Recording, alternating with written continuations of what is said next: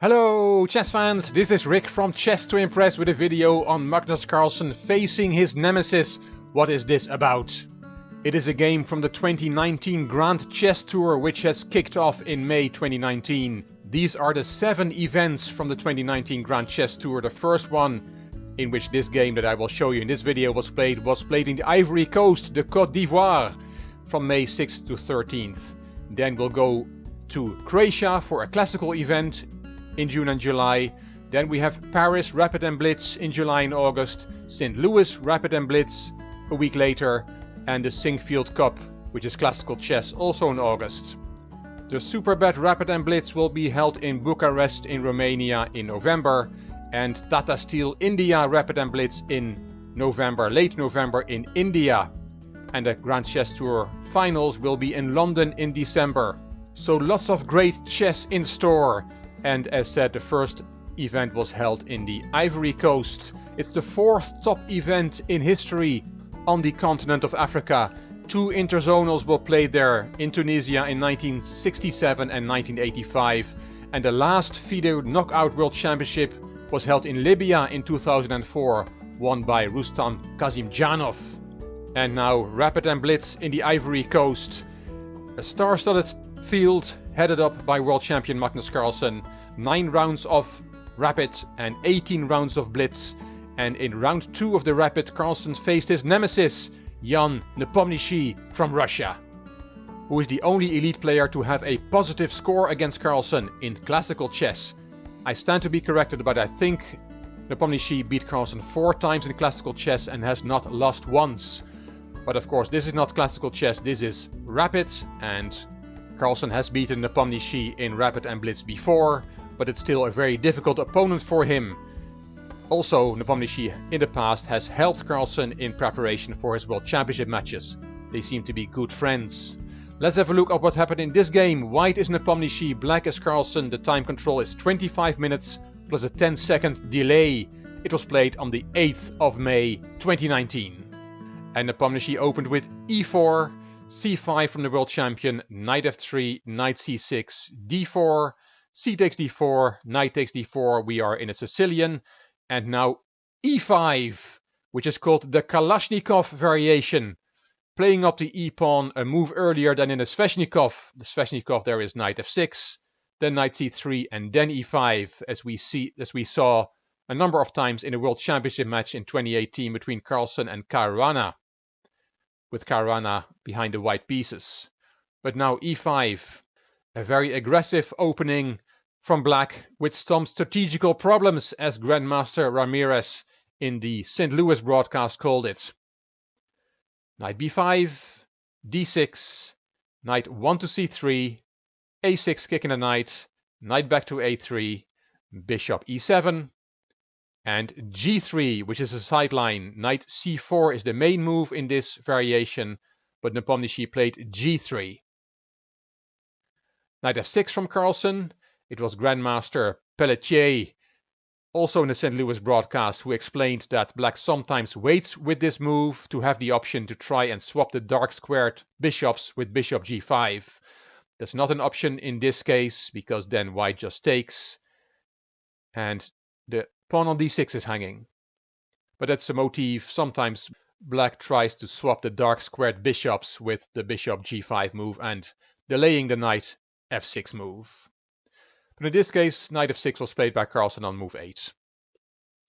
Bishop g2 and b5 with an obvious threat of b4, forking both knights. So knight d5 was played.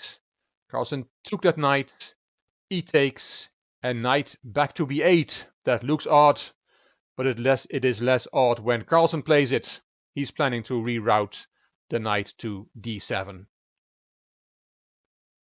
Nepomniachtchi castled. There goes that knight to d7. c4. Black castled. And Nepomniachtchi took on b5. A takes. And now knight c3, which is a common idea to move the knight from the ugly square on a3 to the beautiful square on c6. And we'll see the knight appear there very soon. This is a common idea in the Najdorf and also the Kalashnikov, as explained by Grandmaster Ramirez. It's not good for white to take on b5. That is a bad move because of bishop a6.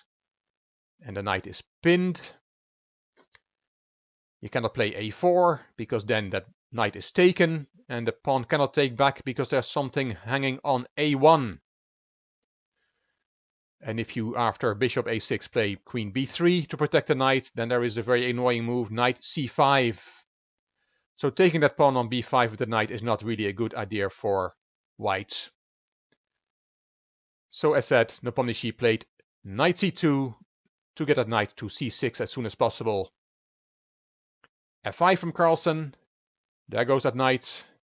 Bishop f6 and knight c6. That knight is beautiful, but black has a nice pawn center.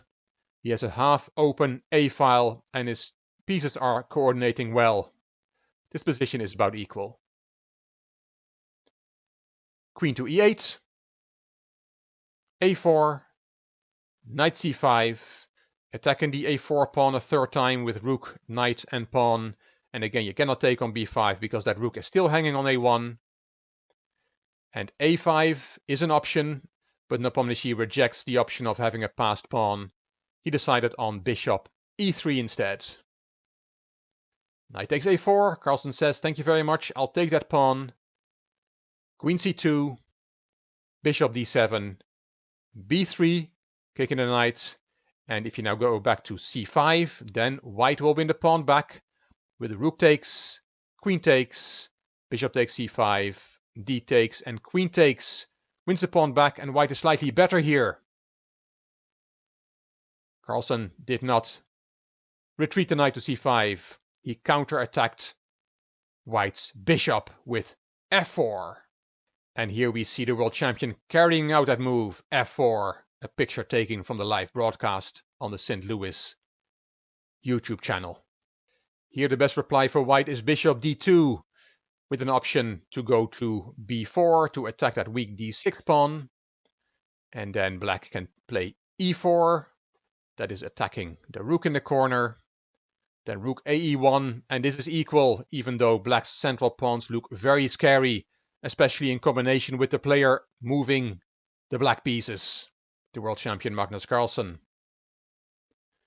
But Nepomniachtchi decided against bishop d2 and he took on a4, took the knight, very sharp. Carlsen took the bishop, a takes b5, the rooks were swapped, and now bishop g5. This is a very complex and sharp position.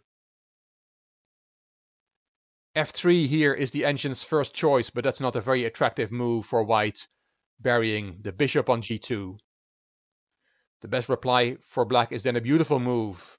The bishop has just gone to g5, but now it goes back to d8 to go to b6.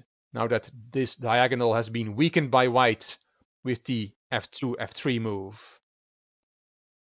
Beautiful maneuver. Bishop to g5 and then back to d8. But as mentioned, Nepomniachtchi did not play f3. He played b6.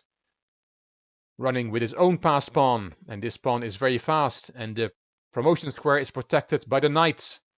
Looks very good for white.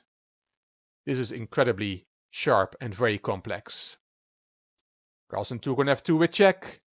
King stepped aside, and now bishop c8. Nice move, just preventing the pawn coming to b7.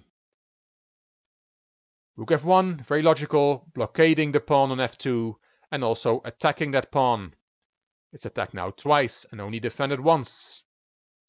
So queen f7, not giving up the f2 pawn without a fight, and queen e2.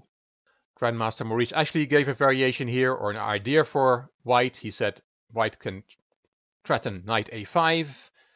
That covers the b7 square, so then b7 is an option. And then the b and f pawns would get traded with drawing chances for white, even though he's a pawn down. But we didn't see that variation. Carlsen pushed e4. What a move.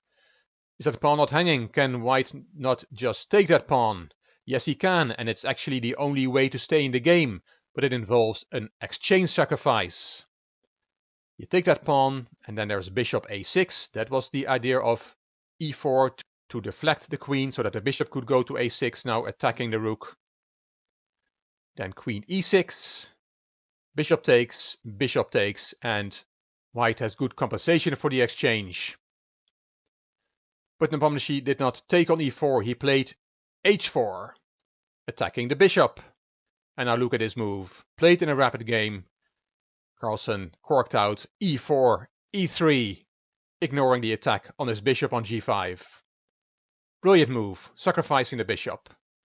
Nepomniachtchi took it, and now what can black do? Carlsen said in his interview afterwards that his first thought was bishop a6, and you cannot take that bishop because there is a checkmate in 2 moves now that the h-pawn has gone to g5.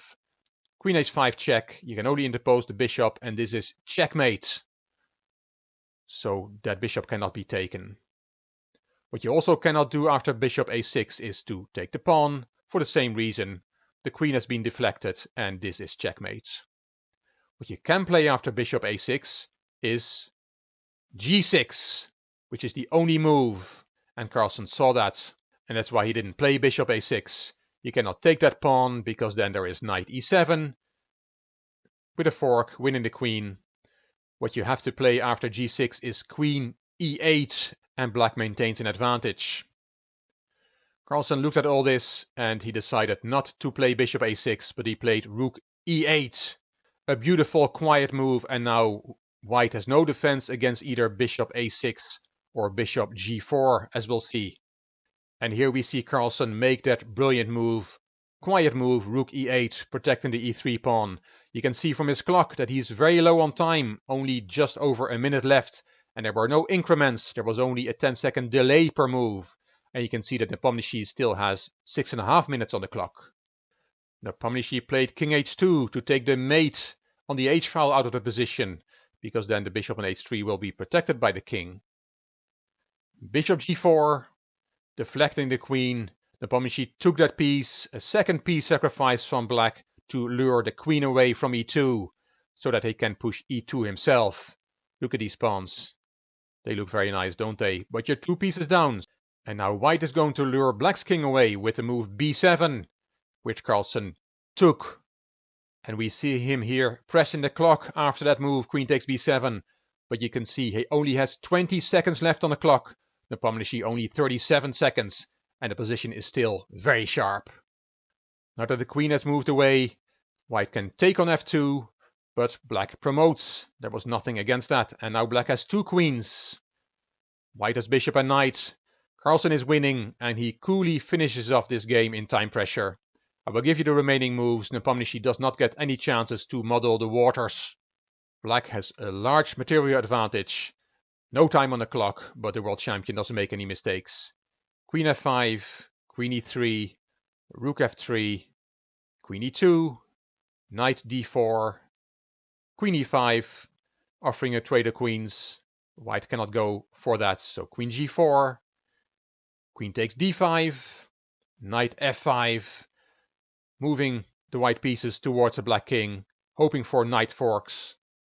Queen d to e6, queen h5, queen g6, again offering a trade of queens, queen back to g4, h5 hitting the queen again, queen c4 check, d5, queen b5, queen takes another pawn, queen d7, h4, rook back to f1, Carlsen took on g3 with check, king back, played g6, bishop takes d5 check, and the last move of the game, king h8, and Nepomniachtchi resigned.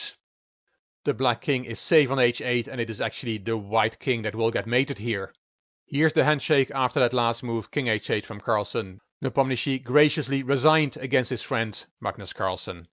And it was a very happy world champion who was interviewed a few minutes after the game. And he remained happy because he won this first leg of the Grand Chess Tour 2019 in Ivory Coast. He got 13 Grand Chess Tour points and $37,500 in prize money. Nakamura and Vacher Lagrave finished in joint second, Wesley So in fourth, Ding Liren in fifth, Wei Yi sixth, Nepomniachtchi and Karyakin finished in joint seventh, Topalov ninth, and the representative of Africa, Basim Amin from Egypt, finished in 10th place. And as mentioned, the next event will be a classical one in Croatia, in Zagreb, from June 24th to July 9th, and I will make sure to inform you what happened in that one. I hope you enjoyed this video. If you did, please give it a thumbs up, please subscribe to the Chess to Impress channel, and please leave a comment. If you liked the video, it would be great if you could share it on social media by clicking the share button on YouTube. This is Rick for Chess to Impress. Thank you for watching.